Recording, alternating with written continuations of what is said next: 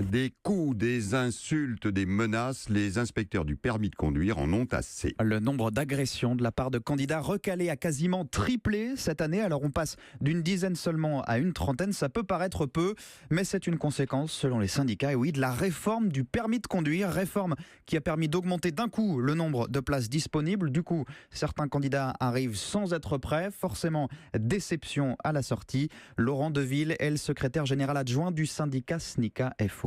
On se rend compte maintenant, avec l'afflux de places qui a été déclenché par les réformes en 2014, qu'on a de plus en plus de candidats qui viennent sans être prêts et qui se rendent compte donc qu'ils ne sont pas à niveau pendant l'examen et donc ils devinent leurs résultats. Ils devinent leurs résultats par exemple parce que quand une situation dangereuse survient, l'inspecteur du permis de conduire va être obligé par exemple de freiner ou de prendre le volant pour éviter un accident, ce qui est connu comme étant des erreurs éliminatoires. Donc ça crée des tensions qui peuvent malheureusement déboucher sur des agressions.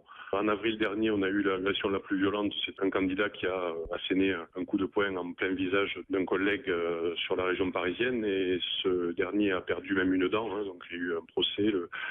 L'agresseur a pris 8 mois de prison ferme.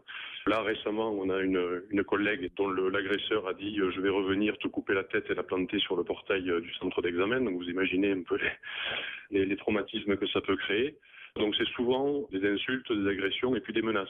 Je vais revenir, etc. Et puis parfois, assez régulièrement ces derniers mois, c'est l'agression physique qui est évitée simplement parce que le collègue a réussi à fuir et à se réfugier dans un local ou dans des centres d'examen où il y a des vigiles. Et plus de vigiles justement pour surveiller les épreuves, c'est ce que demande le secrétaire général adjoint du syndicat SNICA FO. Il répondait à Alain Acco. Les syndicats qui seront reçus au ministère de l'Intérieur le 16 janvier prochain. Rendez-vous avec Gérard Collomb.